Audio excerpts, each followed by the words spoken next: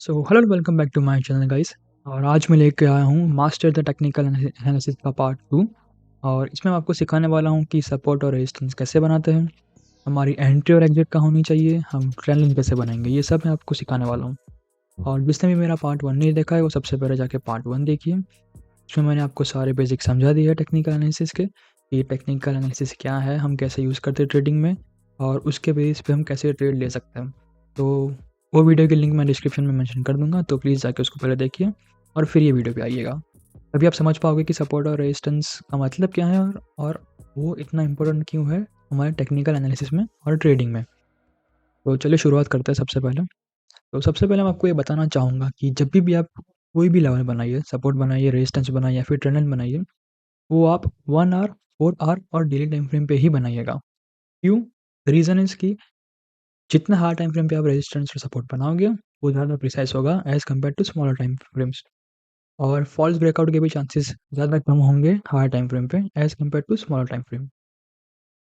और जो बड़े-बड़े इंस्टीट्यूशंस भी होते हैं, उनकी एंट्री भी, मेजॉरिटी उनकी एंट्री हार्ड टाइम फ्रेम पे होती है as compare to smaller time frame पे। स्मॉलर टाइम फ्रेम पे होगा क्या कि आप लेवल्स बनाओगे, सपोर्ट और रेजिस्टेंस आप बनाओगे, ट्रेंड लाइन भी बनाओगे, लेकिन मेजॉरिटी आपको फॉल्स ब्रेकआउट देखने के चांसेस रहेंगे। इसलिए मैं ये प्रेफ़र करूँगा कि आप लोग स सबसे पहले स्टार्टिंग में आप हायर टाइम फ्रेम पे ही बनाने का प्रैक्टिस कीजिए। और जो भी आप बना रहे हो, सपोर्ट बना रहे हो, रेजिस्टेंस बना रहे हो, वो आप हायर टाइम फ्रेम पे ही प्रेफ़र कीजिए। स्मॉलर टाइम फ्रेम पे हमारी एंट्री और एग्ज़िट ही रहेगी। तो चलिए शुरुआत करते हैं। सबसे पहले मैं बताऊँगा कि सपोर्ट और रेजिस्टेंस हम कैसे बनाएँगे। तो सबसे पहले मैं यहाँ पे, ये हम नास्डैक में करने वाले हैं, ये नास्डैक का चार्ट खुला हुआ है। तो मैं आपको दिखाऊँगा कि रेजिस्टेंस हम कैसे बनाएँगे। तो यहाँ पे रेक्टेंगल का ऑप्शन आपको दिख रहा है, तो उसको हम चूज़ करेंगे। इधर हमको दिख रहा है कि यहाँ पे इस एरिया में बहुत ज़्यादा सेलिंग हुई है, तो यहाँ पे हम एक रेक्टेंगल बना देंगे और उसको रखेंगे हम रेड कलर में। क्यों? ताकि वहाँ पे सेलिंग हुई है, इसलिए रेड कलर में हमारा रहेगा रेजिस्टेंस। मैं इसको आपके लिए मैं इसमें नाम भी मेंशन कर दूँगा कि ये क्या है। तो ये हो गया रेजिस्टेंस, यानी कि यहाँ पे है सेल्स। तो थोड़ा इसको बड़ा कर लेता हूँ ताकि आपको दिखे, ठीक है? अभी फिर से मैंने रेक्टेंगल चूज़ कर लिया और अभी हमको दिख रहा है कि ये जो एरिया है, ये देखिए, यहाँ पे देख सकते हैं, ये पूरा एरिया है, यहाँ पे अच्छी खासी बाइंग हुई है। तो इसको हम कर देंगे ग्रीन कलर में और इसमें हम मेंशन कर देंगे सपोर्ट, यानी कि बायर्स। अरे जी, हुँ, सपोर्ट यानी कि बायर्स। तो इसको मैं थोड़ा नीचे लेके जाना प्रेफ़र करूँगा। और क्यों मैंने यहाँ पे सपोर्ट बनाया है, तो हम देख सकते हैं कि यहाँ पे ये जो कैंडल की टेल है, ये काफ़ी लंबी टेल है और हमको इससे ये पता चलता है कि यहाँ पे सेलर्स ने सेल करने का ट्राई तो किया है, लेकिन बायर ने काफ़ी ज़्यादा स्ट्रॉन्ग थे और बायर्स ने मार्केट को यहाँ से वापस खींच के वापस ऊपर लेके गए। तो वापस ऊपर लेके गए हैं, यानी कि यहाँ पे सेलर्स को एक रिजेक्शन मिला है, इसका मतलब यहाँ पे एक बाइंग ज़ोन है और मार्केट अभी वहीं पे आ रहा है। तो उसका एक सपोर्ट, ये जो सपोर्ट एरिया है, तो मार्केट यानी कि नास्डैक वहाँ पे एक अच्छा खासा हमको ट्रेड दे सकता है। तो अभी मैं बताऊँगा कि हमारा पहला एक्शन क्या होना चाहिए इसके बेसिस पे, ठीक है? तो इसके लिए हम स्विच करेंगे 15 मिनट टाइम फ्रेम पे। तो इसको मैं थोड़ा एक्सटेंड कर दूँगा रेजिस्टेंस को, ताकि हमको दिखे कि ऊपर के लेवल पे रेजिस्टेंस कहाँ तक है। और यहाँ पे हो गया बायर वाला एरिया, यानी कि सपोर्ट वाला एरिया। तो सबसे पहले हमने बना दिया 4 आवर टाइम फ्रेम पे एक सपोर्ट रेजिस्टेंस बना दिया, ठीक है? अभी हमने स्विच कर दिया है 15 मिनट टाइम फ्रेम पे। तो इसको अभी हम थोड़ा और प्रिसाइज़ करने के लिए अभी हम ये कर सकते हैं, ये देखिए, ये जो यहाँ पे एक एरिया हमको दिख रहा है, ये एरिया पे एक अच्छा खासा बाइंग हुआ है, ठीक है? और ये कैंडल की जो विक है, हम देख सकते हैं कि ये सपोर्ट के थोड़ा नीचे क्लोज़ हुई है, मतलब थोड़ा नीचे आई है। तो अभी हम इसको ये कर सकते हैं कि ये जो हमारा सपोर्ट है, उसको हम फिक्स करके थोड़ा नीचे की तरफ और लेके जा सकते हैं। क्यों ऐसा करेंगे हम? ताकि हम फॉल्स ब्रेकआउट का शिकार ना हो जाएँ। फॉल्स ब्रेकडाउन का। क्योंकि अगर मार्केट नीचे जाएगा और हमारा स्टॉप लॉस लेके वापस ऊपर आएगा, तो उसको हम बोलेंगे फॉल्स ब्रेकडाउन। ब्रेकआउट होता है ऊपर की तरफ, ब्रेकडाउन होता है नीचे की तरफ। तो ताकि हम फॉल्स ब्रेकडाउन का शिकार ना हो, इसलिए हम करेंगे कि सपोर्ट को थोड़ा और नीचे लेके जाएँगे। तो अभी हमारा पहला फ्रैक्शन क्या होना चाहिए, इसके बेसिस पे? तो अभी होगा ये कि जैसे हमको दिख रहा है कि नाज़ तक नीचे आ रहा है, तो जैसे ही सपोर्ट लेवल के आस-पास आएगा, हम यहाँ पे 15 मिनट टाइम फ्रेम में हम यहाँ पे 50% क्वांटिटी अपनी बाय कर सकते हैं। यानी कि अगर आपके पास $100 है, तो आप $50 से यहाँ पे हम बाइंग कर सकते हैं सपोर्ट के आस-पास, ठीक है? क्यों $50 से बाइंग कर सकते हैं? क्योंकि अगर मार्केट ये सपोर्ट को तोड़ के नीचे जाएगा, तो हमारा स्टॉप लॉस हिट हो जाएगा और हम ज़्यादा कैपिटल लूज़ कर देंगे। इसीलिए क्योंकि हमारे पास अभी कन्फर्मेशन नहीं है कि मार्केट यहाँ से ऊपर जाएगा या फिर वापस नीचे जाएगा, इसीलिए हम यहाँ पे 50% क्वांटिटी ही बाय करेंगे। अब हमारा प्लान ऑफ एक्शन क्या होना चाहिए? अगर जैसे कि हमने यहाँ पे 50% क्वांटिटी बाय कर ली है, नास्डॉक यहाँ पे आ गया, हमने 50% क्वांटिटी बाय कर ली है। अब यहाँ से अगर नास्डॉक ऊपर जा रहा है, सेकंड इसको हम थोड़ा हाँ, अब यहाँ से अगर नास्डॉक ऊपर जा रहा है और फिर इसको रीटेस्ट करके वापस ऊपर जा रहा है, तो हम यहाँ पे और 50% क्वांटिटी बाय कर सकते हैं और हमारा फर्स्ट टारगेट कहाँ होना चाहिए? तो मेजॉरिटी ट्रेडर्स का होगा फर्स्ट टारगेट यहाँ पे, लेकिन वो गलत है। हमारा फर्स्ट टारगेट होगा यहाँ पे। क्यों यहाँ पे? क्योंकि हम देख सकते हैं यहाँ पे एक ऑलरेडी छोटा-सा माइनर सपोर्ट है और जैसा कि मैंने मेरे पिछले वीडियो यानी कि पहले वीडियो में कहा था कि माइनर सपोर्ट अगर टूट रहा है, तो एक रेजिस्टेंस में चेंज हो जाएगा। यानी कि अब ये बन गया है हमारा रेजिस्टेंस, तो यहाँ से सेल ऑफ आ सकता है। इसीलिए हमारा फर्स्ट टारगेट होगा यहाँ पे। तो ये एरिया भी हमारा फर्स्ट टारगेट होगा, यानी कि हम यहाँ पे अपने पार्शल्स बुक कर सकते हैं और फिर दूसरा हम ये कर सकते हैं कि ये जो कैंडल है, उसके नीचे हमारा स्टॉप लॉस हम शिफ्ट कर सकते हैं। तो स्टार्टिंग में हमारा स्टॉप लॉस रहेगा यहाँ पे, जो कि होगा हमारे सपोर्ट के नीचे और जैसे ही मार्केट ऊपर जाएगा, हम हमारा स्टॉप लॉस यहाँ पे मूव कर देंगे, जो कि होगा ये 15 मिनट कैंडल के नीचे हम हमारा स्टॉप लॉस मूव कर देंगे। यहाँ पे हम हमारे पार्शल्स बुक कर देंगे और दूसरे पार्शल के साथ हम बने रहेंगे। अगर हमारा स्टॉप लॉस हिट होता है पार्शल के साथ, तो चलेगा, कोई तकलीफ नहीं है क्योंकि हमने ऑलरेडी प्रॉफ़िट कर लिया है। और हमारा सेकंड टारगेट होगा यहाँ पे, क्योंकि यहाँ पे एक अच्छा खासा रेजिस्टेंस है इसलिए। ये आपको दिख सकता है, कहाँ गया? हाँ, यहाँ पे हमने जो 4 टाइम फ्रेम पे एक रेजिस्टेंस बनाया था, वो एक अच्छा खासा रेजिस्टेंस एरिया है। तो यहाँ पे हमारा होगा सेकंड टारगेट और हमारा फर्स्ट टारगेट होगा यहाँ पे। हम देख सकते हैं कि जो माइनर सपोर्ट था पहले, वो अब रेजिस्टेंस में चेंज हो चुका है। इसलिए हमारा यहाँ पे, ठीक है? ये तो हो गया बाय साइड का एंट्री। तो हमने ये देख लिया कि अगर मार्केट यहाँ से ऊपर जाएगा हमारे सपोर्ट से, तो उसमें एंट्री कैसे लेंगे, वो तो हमने डिसाइड कर लिया, ठीक है? अभी हम ये देखेंगे कि अगर नास्डॉक यहाँ से नीचे गिरता है, तो हम कौन-सी साइड एंट्री लेंगे और हम उसमें कैसे ट्रेड करेंगे? तो हम अभी उसको देखेंगे, ठीक है? तो उसके लिए सबसे पहले हम जाएँगे 4 टाइम फ्रेम पे और उसका बिगर पिक्चर देखेंगे। तो यहाँ पे हम देख सकते हैं, देखिए 4 टाइम फ्रेम पे हम आ गए और हमको दिख रहा है कि ये जो सपोर्ट है और उसके नीचे अभी नेक्स्ट सपोर्ट हमको दिख रहा है, वो हो गया यहाँ पे देखिए। यहाँ पे हमको एक मेजर सपोर्ट दिख रहा है। तो यहाँ पे मैं इसमें टेक्स्ट में लिख दूँगा कि ये एक है, मेजर सपोर्ट है ये। और मेजर सपोर्ट और माइनर सपोर्ट का भी डिफरेंस मैंने बता दिया ऑलरेडी मेरे फर्स्ट वीडियो में, तो प्लीज़ जाके पहले उसको देखिए ताकि आपके बेसिक्स क्लियर हो जाएँ और फिर आप इसको देखिए। तो आपको और आसानी रहेगी समझने में, ठीक है? तो ये हमारा हो गया मेजर सपोर्ट और देखिए हम थोड़ा इसको एक्सटेंड करेंगे तो हम देख सकते हैं कि यहाँ पे सेलर्स थे। ये जो एरिया है यहाँ पे ऑलरेडी सेलर्स थे और वहाँ से मार्केट नीचे आया है। यानी कि ये पहले एक रेजिस्टेंस एरिया था, जो कि अब सपोर्ट एरिया में कन्वर्ट हो चुका है। तो अगर नास्डॉक इसके नीचे जा रहा है और एक 4 आवर टाइम फ्रेम में अगर कैंडल की बॉडी क्लोज़ दे रही है, ध्यान से सुनिए, 4 आवर टाइम फ्रेम में अगर एक कैंडल की बॉडी क्लोज़ दे रही है, यानी कि एक कैंडल मैं आपको दिखाता हूँ। ये जो एक कैंडल बनेगी अगली 4 आवर टाइम फ्रेम की, अगर वो ऐसे बन रही है और उसकी बॉडी यहाँ पे इस सपोर्ट के नीचे क्लोज़ दे रही है, तभी हम यहाँ पे ट्रेड लेना प्रेफ़र करेंगे, वरना हम ट्रेडिंग इग्नोर करेंगे सेल साइड पे। उसका रीज़न मैं आपको दिखाता हूँ। यहाँ पे हम देख सकते हैं कि मार्केट, ये नास्डॉक हम देख सकते हैं कि काफ़ी टाइम से बुलिश है। ये हम देख रहे हैं, देखिए ये लोअर लोज़, अरे सॉरी, हायर लोज़ और हायर हाइज़ बनाते हुए मार्केट काफ़ी ऊपर गया है। यहाँ पे देखिए, तो अगर हमको सेल साइड पे एंट्री लेनी है, तो एक 4 आवर टाइम फ्रेम को इसके नीचे क्लोज़ होने का वेट करने देना। तो जैसे ही एक 4 आवर टाइम फ्रेम कैंडल इसके नीचे क्लोज़ होगी, मतलब यानी कि बॉडी, मैं टेल की बात नहीं कर रहा हूँ, मैं बॉडी की बात कर रहा हूँ। अगर एक कैंडल की पूरी बॉडी इसके नीचे क्लोज़ हो रही है, तभी हम यहाँ पे ट्रेड लेना प्रेफ़र करेंगे और हम ये पूरा एरिया कवर कर सकते हैं। देखिए, ये जो पूरा एरिया है, यहाँ पे ऑलरेडी बाइंग अच्छी खासी हुई है, यानी कि अगर नैस्डैक इसके नीचे क्लोज़ करता है, नैस्डैक ये एरिया तक कंप्लीटली ट्राई कर सकता है आने का और हम पूरा का पूरा एरिया टारगेट कर सकते हैं। तो अभी इसके लिए हमारी प्लान ऑफ एक्शन क्या होनी चाहिए 15 मिनट टाइम फ्रेम और 30 मिनट टाइम फ्रेम पे, उसको देखते हैं। क्योंकि अगर आप इंट्राडे कर रहे हो, यानी कि अगर थोड़े टाइम फ्रेम पे आपको अगर एंट्री और एग्ज़िट लेनी है, तो आप वेट वो मेजॉरिटी ट्रेडर्स ये वेट करना प्रेफ़र नहीं करेंगे कि एक बड़ी-सी पूरा टाइम फ्रेम कैंडल को क्लोज़ होने दें, ठीक है? तो उनके लिए हम ये कर सकते हैं कि 30 मिनट टाइम फ्रेम पे हम जाएँगे। जैसे ही 30 मिनट टाइम फ्रेम की एक कैंडल यहाँ पे क्लोज़ देगी, तो हम इमीडिएट सेलिंग कर सकते हैं।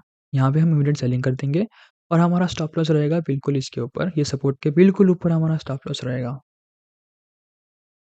स्टॉप लॉस हमेशा ये आदत बनाना कि आप स्टॉप लॉस रखिए ही रखिए, क्योंकि ट्रेडिंग में आप ये मैटर नहीं करता है कि आप कितना प्रॉफ़िट कमा रहे हो। ट्रेडिंग में ये मैटर करता है कि आप कितना कैपिटल बचा रहे हो, क्योंकि survival is the main goal in trading. Profit आपका सेकेंडरी गोल होना चाहिए। सबसे पहला गोल आपका ये होना चाहिए कि आप रिस्क कम रखिए और मार्केट में सर्वाइव कीजिए। सर्वाइव करोगे तो आगे प्रॉफ़िट बहुत सारे बना पाओगे, क्योंकि मार्केट कभी बंद नहीं होने वाला है, मार्केट हमेशा ही रहेगा। आप रहो या ना रहो आगे फ्यूचर में, लेकिन मार्केट हमेशा रहने वाला है। तो प्रॉफ़िट्स पे ज़्यादा फ़ोकस मत कीजिएगा, रिस्क मैनेजमेंट पे फ़ोकस कीजिएगा। तो स्टॉप लॉस हमेशा लगाना, ये मेरी बात याद रखना।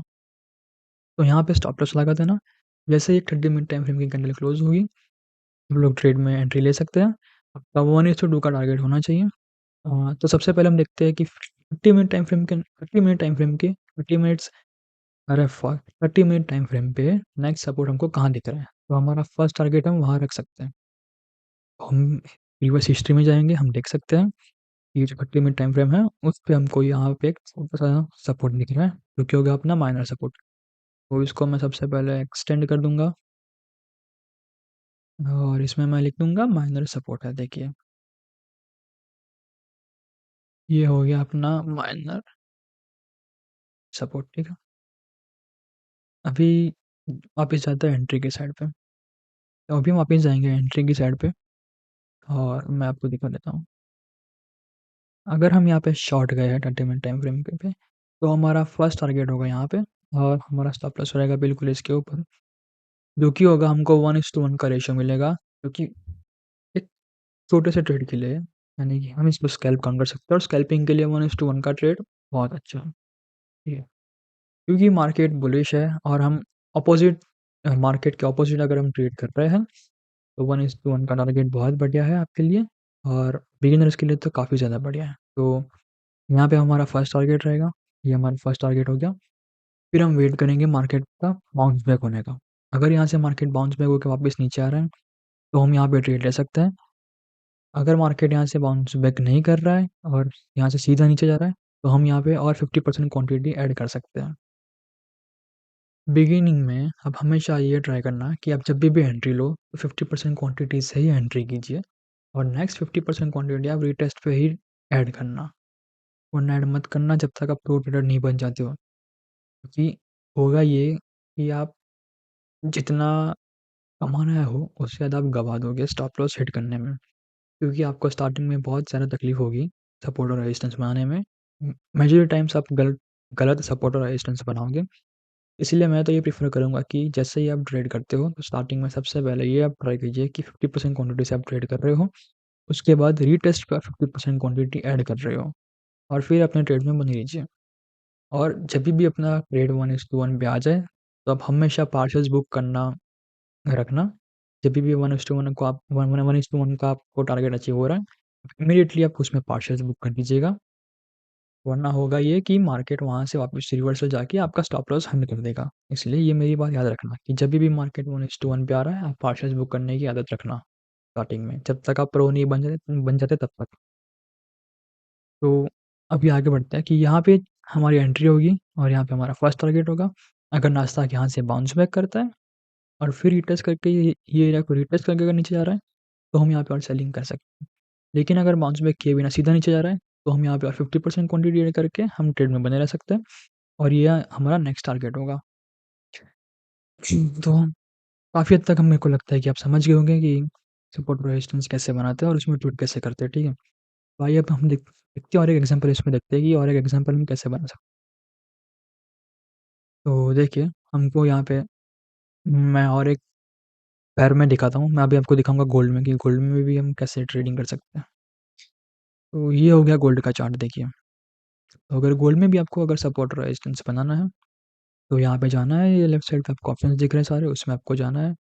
आपको ये रेक्टेंगल चूज़ करना है और फिर यहाँ पे आप एक एरिया बना देंगे और इसको मैं कर दूँगा एक्सटेंड, इसका मैं बंद कर दूँगा क्योंकि अभी एक्सटेंशन की ज़रूरत नहीं है, तो ये बंद हो गया और इसको मैं कर दूँगा रेड में, क्योंकि यहाँ पे एक अपने को सपोर्ट रेजिस्टेंस दिख रहा है जो कि है माइनर रेजिस्टेंस। ये माइनर रेजिस्टेंस है कि मेजर रेजिस्टेंस रेजिस्टेंस है, वो अभी हम पता नहीं कर सकते हैं, क्योंकि अभी मार्केट में मतलब गोल्ड में अभी ये ऑल टाइम हाई पे है और यहाँ पे इतनी मूवमेंट हुई नहीं है, इसलिए अभी ये हम पता नहीं कर सकते कि माइनर है कि मेजर है। लेकिन फिलहाल के लिए हमको यहाँ पे सिर्फ मार्केट नहीं, हम देख सकते हैं कि यहाँ से सिर्फ 2 बार रिजेक्शन दिया है, इसलिए हम इसको बोलेंगे माइनर रेजिस्टेंस, ठीक है? तो यहाँ पे हम लिखेंगे माइनर रेजिस्टेंस, तो ये अपना हो गया माइनर रेजिस्टेंस। अभी हम करेंगे सपोर्ट, तो यहाँ पे हमको दिख सकता है कि ये एक एरिया है अच्छा खासा जहाँ से हम गोल्ड ने बाउंस बैक किया है।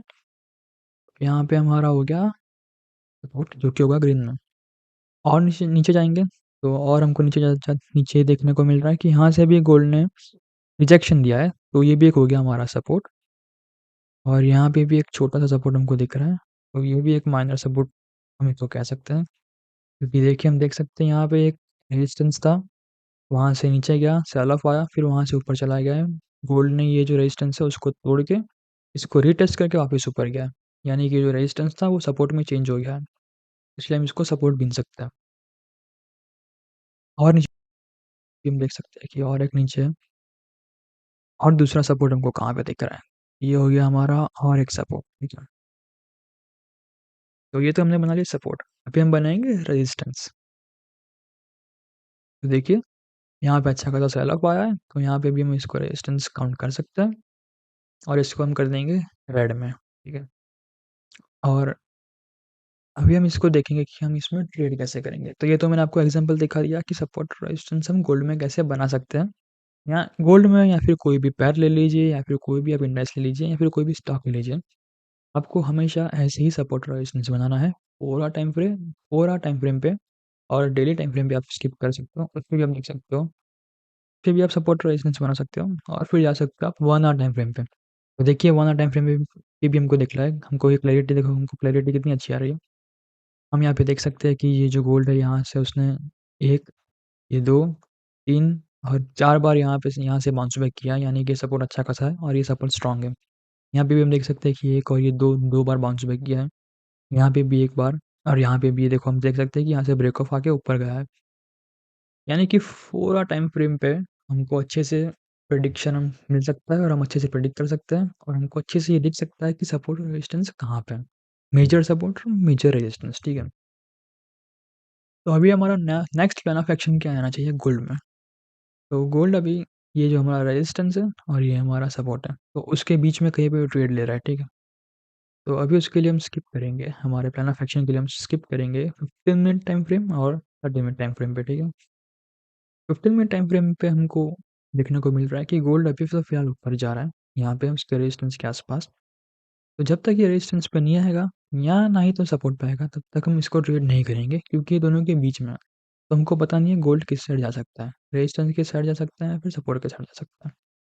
तो एंट्री के लिए मैं यहाँ पे गोल्ड में मैं मेजॉरिटी टाइम्स प्रेफ़र करता हूँ कि 30 मिनट्स में एंट्री लूँ, 30 मिनट टाइम फ्रेम पे एंट्री लूँ। तो जैसे ही गोल्ड यहाँ पे आएगा, देखिए, जैसे ही गोल्ड यहाँ पे आएगा, हम ये कर सक क्योंकि गोल्ड बुलिश है, गोल्ड काफ़ी ज़्यादा बुलिश है अभी फ़िलहाल के लिए मार्केट में, तो सेल ऑफ करना मैं प्रेफ़र नहीं करूँगा। हाँ, लेकिन एक स्कैल्प ट्रेड हम कर सकते हैं अपोज़िट द ट्रेंड।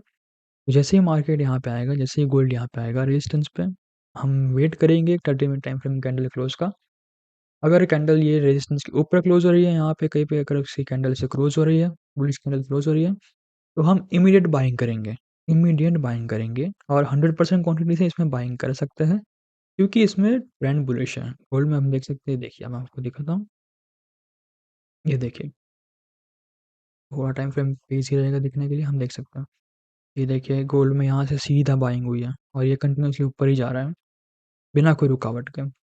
तो गोल्ड में ट्रेंड अभी काफ़ी बुलिश है, तो इसलिए अगर ये रेजिस्टेंस गोल्ड तोड़ रहा है 30 मिनट टाइम फ्रेम पे, अगर एक कैंडल अच्छे खासे वॉल्यूम के साथ यहाँ पे इसका ब्रेक कर रही है, तो हम इमीडिएट बाइंग कर सकते हैं गोल्ड में और हमारा टारगेट रहेगा 1902 का और हमारा स्टॉप लॉस रहेगा बिल्कुल इसके नीचे, ये इस रेजिस्टेंस के नीचे हमारा स्टॉप लॉस रहेगा और हमारा टारगेट रहेगा 1902 का। फर्स्ट टारगेट होगा 1:1 पे, 1:1 पे हम पार्शल्स बुक कर देंगे और फिर ट्रेड में बने रहेंगे और स्टॉप लॉस को अपने आपकी जो एंट्री होगी वहाँ पे आप स्टॉप लॉस को ट्रेल करते रहना ताकि अगर स्टॉप लॉस हिट भी होता है तो भी आप ब्रेक इवन पे क्लोज़ करो, आपके जो पार्ट लॉस बचे होंगे वो। बाकी आपने पार्ट लॉस जब पहला टारगेट बुक कर दिया है, तो आपका लॉस तो नहीं होगा कम से कम। तो ये आ गया हमारा पहला फ्रैक्शन गोल्ड में कि अगर गोल्ड यहाँ पे जाता है और एक 30 मिनट टाइम फ्रेम पे अगर कैंडल क्लोज़ दे रही है ऊपर बुलिश कैंडल क्लोज़ दे रही है, तो हम यहाँ पे इमीडिएट एंट्री ले सकते हैं, ठीक है? लेकिन लेकिन अगर यहाँ पे ये कैंडल क्लोज़ नहीं दे रही है और एक अच्छी खासी वॉल्यूम के साथ हमको दिख रहा है कि एक कैंडल बेयरिश क्लोज़ दे रही है, तो हम यहाँ पे सेल ऑफ कर सकते हैं और हमारा स्टॉप लॉस रहेगा बिल्कुल ही रेजिस्टेंस के एग्ज़ैक्ट ऊपर और हमारा टारगेट रहेगा 1:2 का। फर्स्ट टारगेट होगा 1:1 पे, 1:1 पे आप पार्शियल्स बुक कर लेना और फिर ट्रेड में बने रहना। आपका स्टॉप लॉस ब्रेक इवन पे ट्रेल करके आप ट्रेड में बने रहना। ये तो बात हो गई अगर गोल्ड ऊपर जा रहा है तो। लेकिन अगर गोल्ड नीचे आया तो क्या?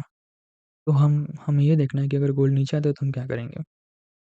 तो जैसे ही गोल्ड इसके सपोर्ट के आस-पास आता है और यहाँ पे हम देख सकते हैं अगर गोल्ड यहाँ पे आया है और जैसे ही यहाँ पे एक बुलिश कैंडल हमको देखने को मिलती है, एक बुलिश कैंडल अगर 30 मिनट टाइम फ्रेम पे अच्छे खासे वॉल्यूम के साथ अगर हमको देखने मिल रही है और वॉल्यूम कैसे देखना है और वो आपको आता नहीं है तो प्लीज़ जाके मेरा पार्ट 1 देखिए, उसमें मैंने आपको सिखाया कि आप वॉल्यूम कैसे देख सकते हैं कैंडल के थ्रू। ठीक है? एक अच्छा खासा क्लोज़ दे रही है, बुलिश कैंडल अगर क्लोज़ दे रही है, तो हम यहाँ पे इमीडिएट बाइंग करेंगे। हमारा स्टॉप लॉस होगा बिल्कुल इसके नीचे, ये जो सपोर्ट है इसके नीचे हमारा स्टॉप लॉस रहेगा। हमारा टारगेट होगा फिर से जो फर्स्ट टारगेट होगा वो 1:1 पे ही होगा। हमारा 1:1 पे हमारा पार्शियल्स हम बुक कर देंगे। हमारा स्टॉप लॉस हम ब्रेक इवन पे ट्रेल कर लेंगे और ट्रेड में बने रहेंगे। और हम सेकंड टारगेट यहाँ पे रख सकते हैं क्योंकि यहाँ पे एक अच्छा खासा हमको रेजिस्टेंस देखने को मिल रहा है। तो हमारा सेकंड टारगेट होगा यहाँ पे जो कि होगा रेजिस्टेंस के आस-पास कहीं पे, ठीक है? तो ये हो गया हमारा प्लान ऑफ एक्शन और मैंने आपको ये दिखा दिया है कि आपकी एंट्री और एग्ज़िट कैसी होनी चाहिए और सपोर्ट कैसे बनाओगे और आप अपना रेजिस्टेंस कैसे बना सकते हो, ठीक है? अभी आपको करना ये है कि आपको जाना है, आपको प्रैक्टिस करनी है और जैसे ही मार्केट खुलता है, आप पेपर ट्रेडिंग कीजिए, आप प्रैक्टिस कीजिए, आप अभी से अपना सपोर्ट और रेजिस्टेंस बना के रखिए। कोई एक पेयर चूज़ कीजिए, नास्डैक कर रहे हो तो नास्डैक, डॉ जोन्स कर रहे हो तो डॉ जोन्स, गोल्ड कर रहे हो या फिर जीबीपी यूएसडी, यूरो यूएसडी कुछ भी कर रहे हो या फिर कोई स्टॉक भी क्यों ना कर रहे हो, चाहे वो कोई भी कंट्री का स्टॉक हो, चाहे वो इंडियन स्टॉक ले लीजिए या फिर अमेरिकन स्टॉक ले लीजिए या फिर कैनेडियन स्टॉक, ऑस्ट्रेलियन स्टॉक, कोई भी कंपनी का कहीं पे भी आप स्टॉक कर रहे हो, उसको पकड़ के रखिए और उसमें आप सपोर्ट और रेजिस्टेंस बनाइए और देखिए कि मार्केट पर्टिकुलर स्टॉक या फिर वो पर्टिकुलर पेयर या फिर वो पर्टिकुलर इंडेक्स कैसे एक्ट करता है, हायर टाइम फ्रेम पे कैसे एक्ट कर रहा है, लोअर टाइम फ्रेम पे कैसे एक्ट कर रहा है, उसको जानिए, उसको समझिए। वो और मेरी बात ये हमेशा याद रखना कि आप जो भी एक पेयर या फिर जो भी एक चीज़ पकड़ रहे हो, उस पे ही आप लगातार लगातार प्रैक्टिस करना और उस पे ही बने रहना और उसको आप जानिए, उसका नेचर जानिए कि ये वो कैसे एक्ट करता है, 1 आवर पे कैसे एक्ट करता है, 4 आवर पे कैसे एक्ट करता है, 15 मिनट पे कैसे एक्ट करता है, 20 मिनट्स पे कैसे एक्ट करता है। तो और प्रेफ़र यही करना कि आप 1 आवर, 4 आवर और डेली टाइम फ्रेम पे ही उसके रेजिस्टेंस और सपोर्ट बनाएँ। तो उस पे सपोर्ट बनाइए और जैसे ही मार्केट खुलता है आप पेपर ट्रेडिंग कीजिए उस पे और 15 मिनट टाइम फ्रेम और 30 मिनट टाइम फ्रेम पे आप अपनी एंट्री और एग्ज़िट लीजिए और दिन के 1-2 ट्रेड्स आप ले रहे हो तो बहुत हो गया। मैक्सिमम 3 से 4 ट्रेड्स लेना और नोट डाउन करना कि आप प्रॉफ़िट बना रहे हो या फिर लॉस बना रहे हो और उसको स्टडी करना कि आपने अगर लॉस बनाया तो क्यों लॉस बनाया और आप कहाँ गलत थे। या आपने रिटेस्ट पे एंट्री नहीं ली या फिर आपने इमीडिएट बाइंग किया या फिर आपकी साइकोलॉजी फक अप हो गई थी या फिर आपने अपने इमोशंस कंट्रोल नहीं कर पाए। तो ये सब आप स्टडी कीजिएगा और देखिएगा कि आप इम्प्रूव इम्प्रूव कैसे कर रहे हो और कैसे नहीं कर रहे हो। और इसको कम से कम 5 से 6 महीने प्रैक्टिस कीजिए। कम से कम 5 से 6 महीने सिर्फ़ एक चीज़ पे प्रैक्टिस करना। कोई एक पैर पे या फिर गोल्ड पे या फिर कोई एक इंडेक्सेस पे या फिर कोई एक स्टॉक पे ही प्रैक्टिस करना और क्रिप्टो से भी दूर रहना। क्रिप्टो में ये प्रैक्टिस मत करना। क्रिप्टो इसके लिए नहीं बना है और मैं तो ये प्रेफ़र करूँगा कि क्रिप्टो ट्रेडिंग से भी आप दूर रहिए। अगर आप प्रो ट्रेडर नहीं हो, तो क्रिप्टो ट्रेडिंग से एकदम दूर रहिए। क्रिप्टो में गलती से भी कूदना मत क्योंकि वो बहुत रिस्की है इसलिए। तो क्रिप्टो पे हम बाद में बात करेंगे लेकिन अभी फ़िलहाल के लिए इतना ही। तो अगर आपको मेरे वीडियोज़ पसंद आते हो तो प्लीज़ लाइक, शेयर और सब्सक्राइब ज़रूर कीजिएगा। और अगर आपको कोई भी डाउट्स हो तो मेरे कमेंट सेक्शन में बता सकते हो, तो मैं उसको सॉल्व करने की कोशिश करूँगा। और अगर आपके कोई भी सजेशंस हो कि मुझे किस चीज़ पे वीडियो बनाना चाहिए, तो उसको भी कमेंट सेक्शन में ज़रूर बताइएगा, तो मैं उस पे भी वीडियो बनाने की कोशिश करूँगा। तब तक के लिए अलविदा, मिलते हैं नेक्स्ट वीडियो में। Bye bye.